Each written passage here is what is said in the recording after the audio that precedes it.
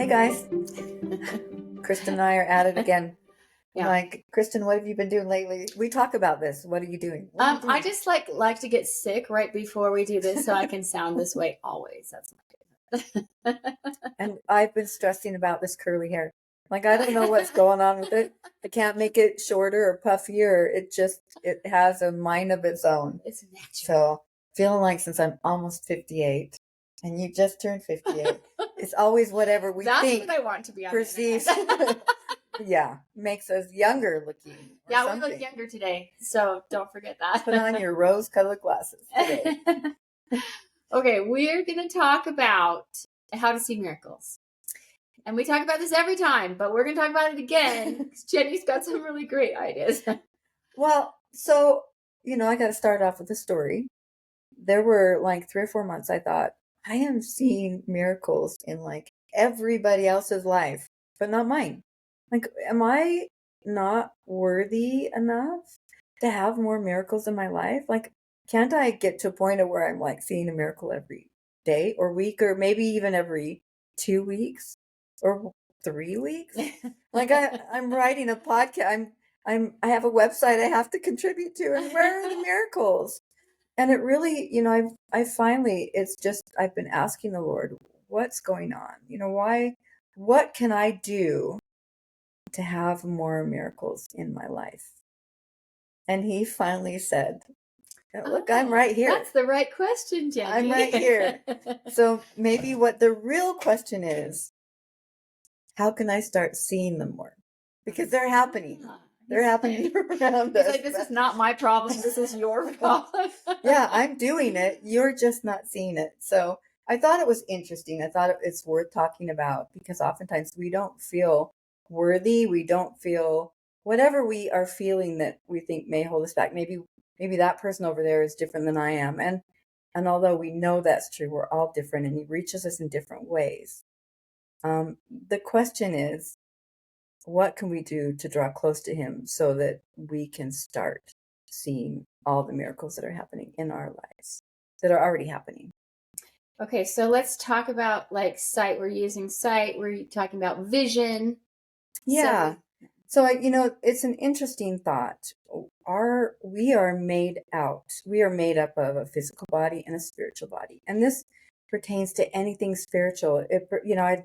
I do the ghost story walks and I tell a lot of ghost stories. And, sometimes we see things out of the corners of our eye, which happens through the spiritual body, not the physical. She really literally does a business of doing ghost walks in Utah. This is not Louisiana or Washington or Williamsburg. Plugs to those places. Yeah. But downtown anyway, Main Street. Super fun. But when we have our physical body, what our physical body does, what our eyes, let's talk about our eyes for a minute. What we see with our physical eyes ranges from right about here and goes all the way around. That's what we can see with our physical eyes. What we can hear then also is a certain distance away from us, and then we can't hear anymore. Or a frequency. Or a frequency, yep. So we're other things on lots of frequencies we can never hear because we don't have the tools. Yeah. So when we talk about seeing miracles and we talk about experiencing God's fingerprints, his love, his messages to us, we're talking about him speaking to our spiritual being. So it's a different type of experience. Anyways, I know you were going to say something about that. Well, I just think I thought that was such a revelation, really, that when we're born, we open our eyes and we see things. We can't tell what we're seeing as babies. We learn how to use our eyes, and when you know about eyes, the image is actually flipped upside down, and our brain learns to interpret that. We learn tons of stuff about our eyes, in the course of growing up. But we don't remember that because we were too little, right? But now Jenny's talking about we see things with our physical eyes, but if we could learn to see with our spiritual eyes, and we could see things with our spirit and discern, what am I really seeing? I thought it was kind of a nice way to think about it. Yeah. Well, and I think too, here we are talking about seeing miracles in our lives. We're talking about seeing his fingerprints. We don't see that with our physical body. We can justify that with our physical brain. We can say, no, there's no such thing as miracles. No, if I can't see it with my physical eyes, it's not a miracle. And that's not what we're talking about. We can see it with our spiritual beings. We can see these miracles. But when we're born into this physical body then creates a barrier between our spirit and God's spirit. So the goal then is to learn how to draw nearer to the Lord with our spirits, not with our physical bodies, using the tools that He's given us, right? Yeah, I mean, we discussed this before we started talking about Paul and how Paul had the scales on his eyes and in the New Testament, and they fell off. And it was kind of an interesting thought to think, maybe we're all born with this veil over our eyes or scales. Anyway, some sort of thing that we're not using our spiritual eyes very well. We don't know how to use them. And so it makes sense that we can't always perceive or discern miracles or even notice them, because it's something we have to get better at doing. We have to learn. We have to pay attention. We have to focus. Just like learning how to do chemistry, you have to focus. You can't pick it up. It's not instinctual. And using our spiritual eyes is a choice that we make.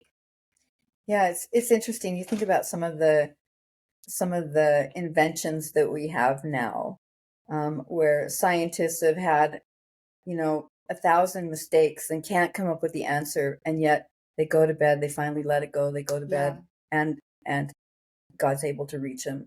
I think our biggest challenge is we've got chaos going on around us all the time, and we're distracted. Our physical eyes. We're so.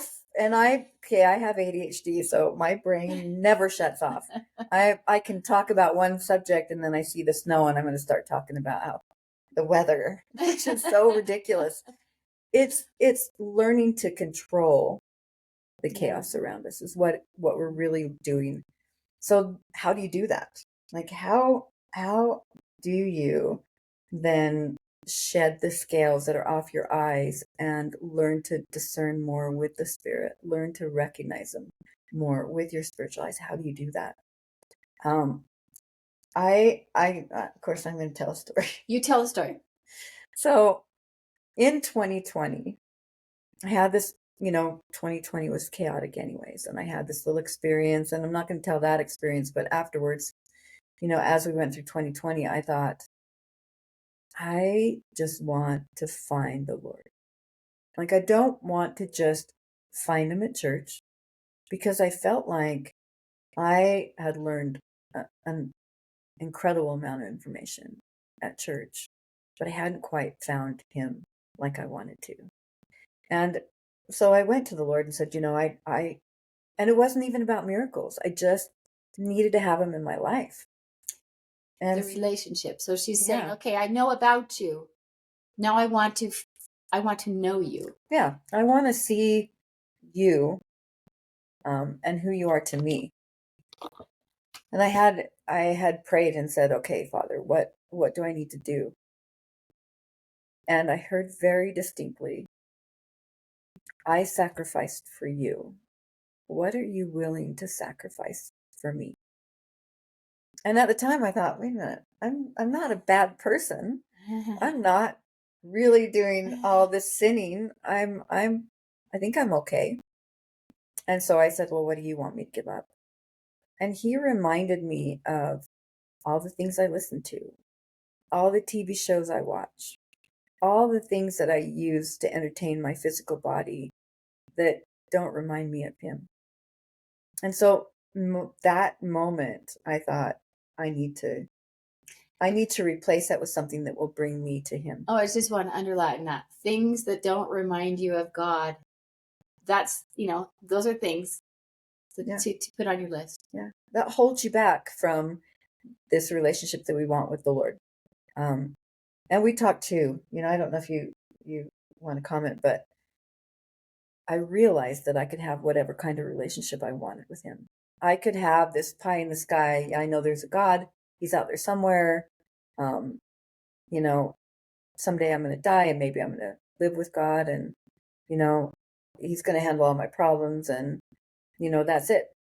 Or I could have this relationship that I can get closer and closer to him, and I can go to the Lord eventually and say, what am I going to do about this? And he'll have an answer for me. He's there for us. He wants to bring us back home.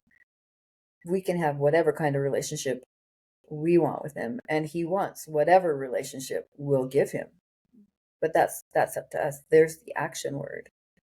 Yeah, that's why some people seem to be so much more in tune with God, is because they've tuned themselves, right? They've done things to try to help them come follow him, right? Actually, like when Jesus is alive, he's talking all the time to people, like, just do this, come do this.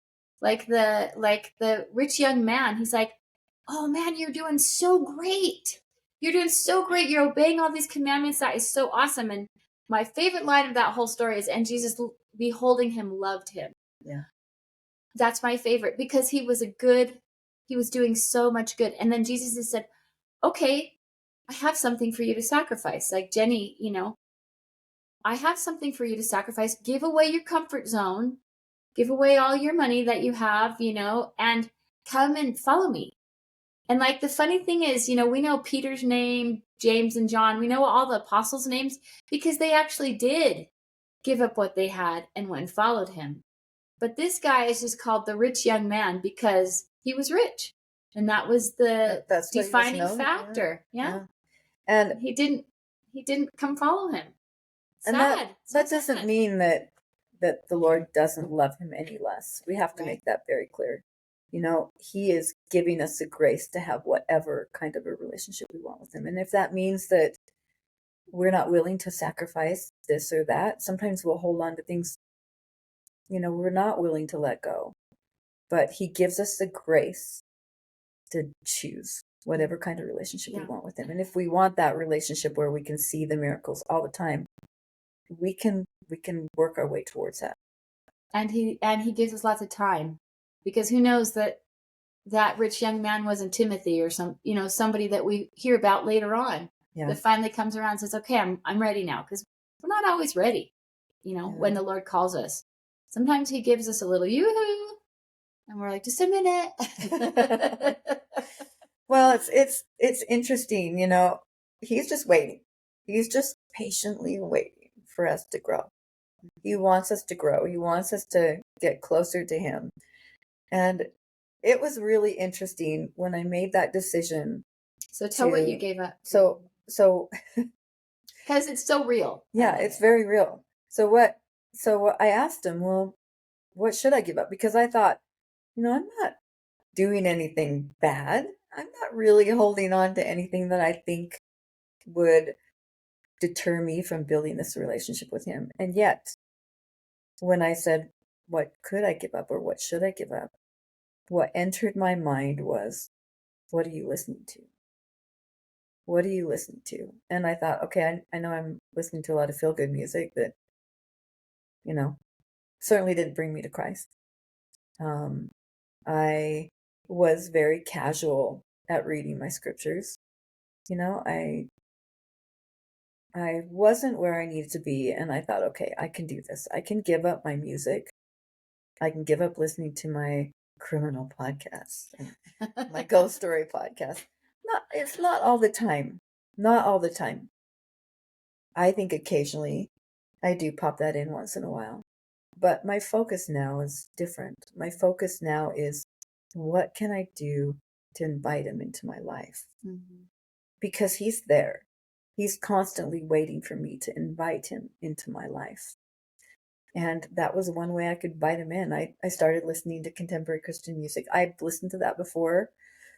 But when you're listening with spiritual ears, all of a sudden you start hearing these invitations to dive a little deeper into finding him, to reach a little bit further into finding him, and not giving up.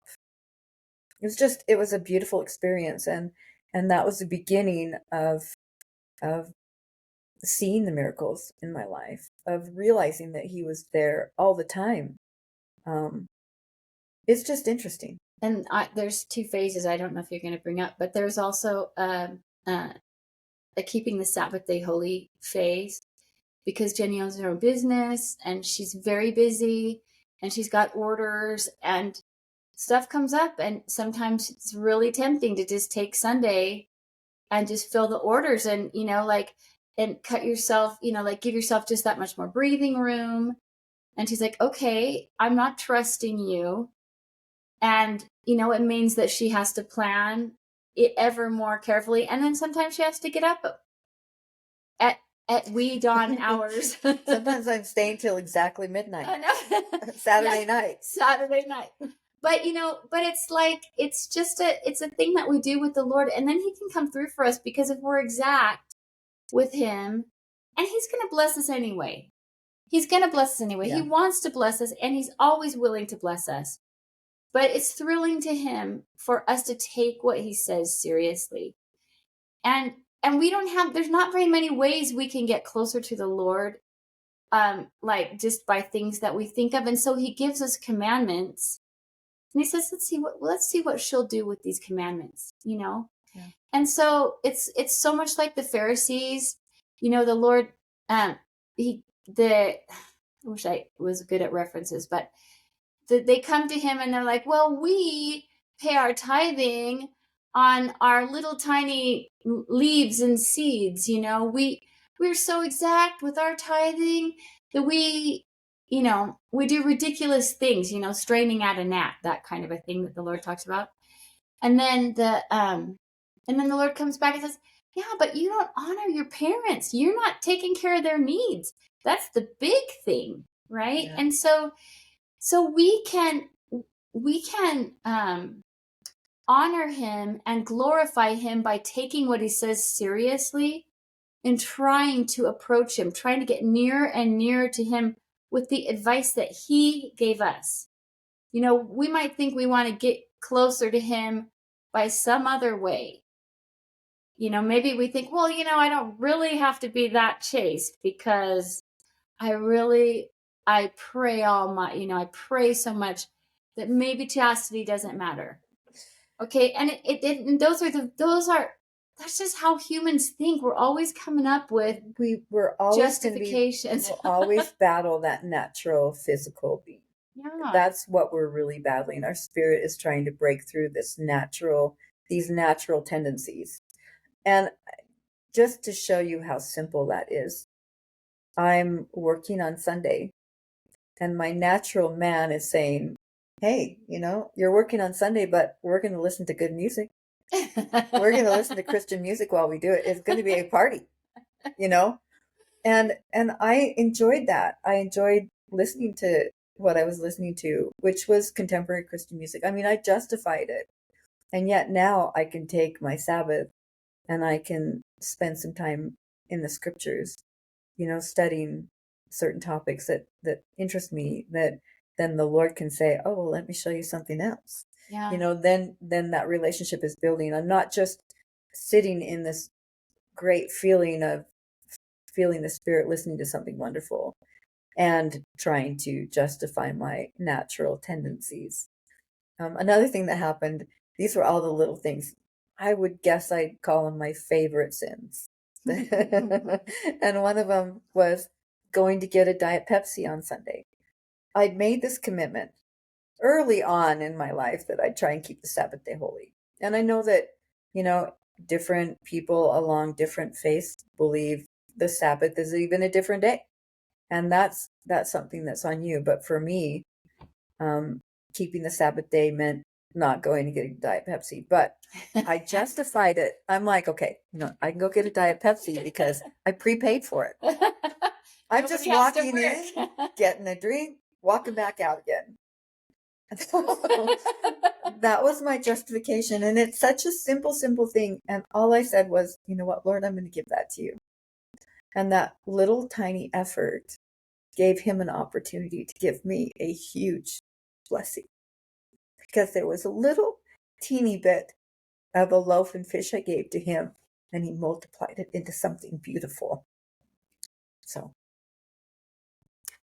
anyways. So good. Okay, let's see. So we've been talking about sacrificing, and trying to, I feel like we could talk a little bit more about, I don't know, maybe not. Maybe we ought to just fit with the time that we have. But let's talk about the relationship that you want to have with the Lord, and the action. You started talking about action.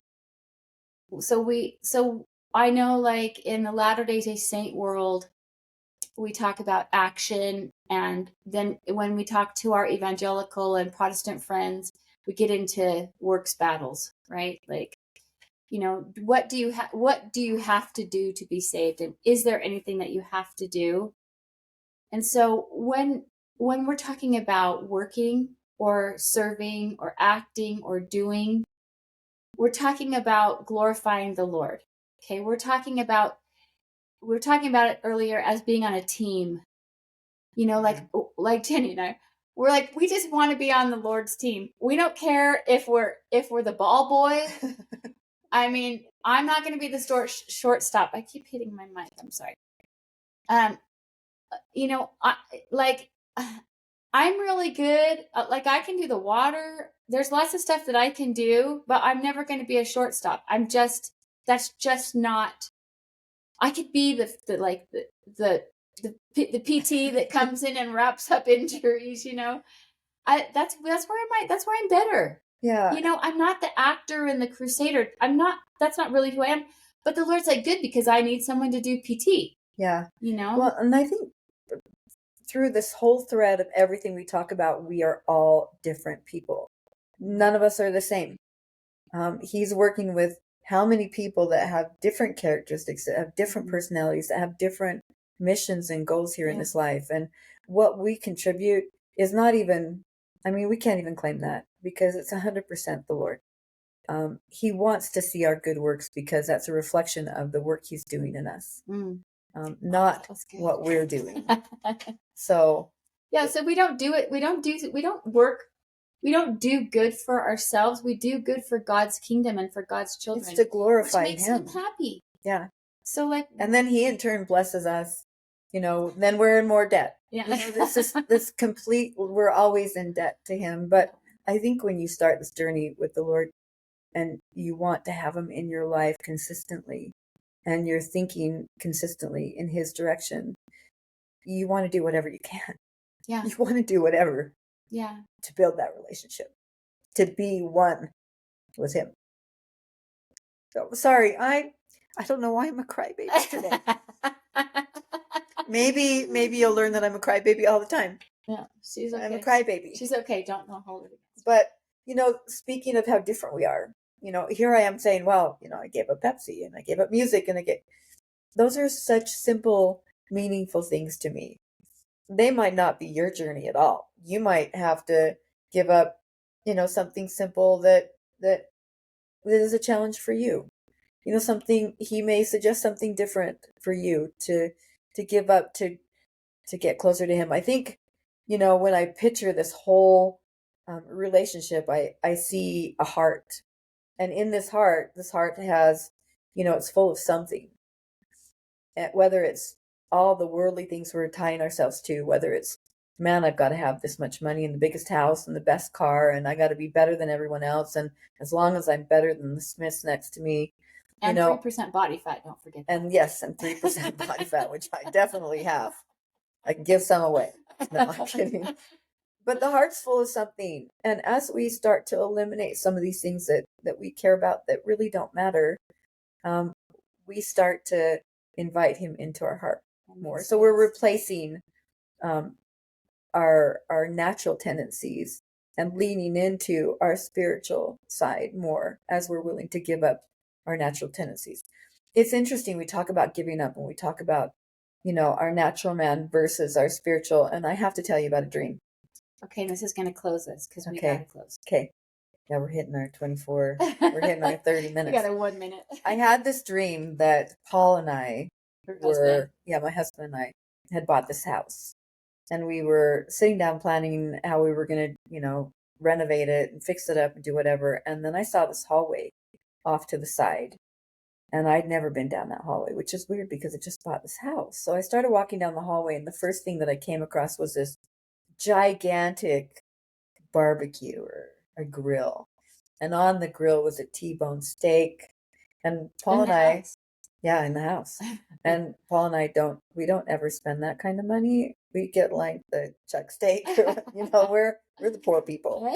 So, which is, anyways, a perception thing anyways. But there was a T-bone steak on there. It was sizzling, the sound of it. And then you could see the smoke rising from this T-bone steak. And I looked at Paul and said, Paul, when did you put the steak on? And he's like, I didn't put the steak on.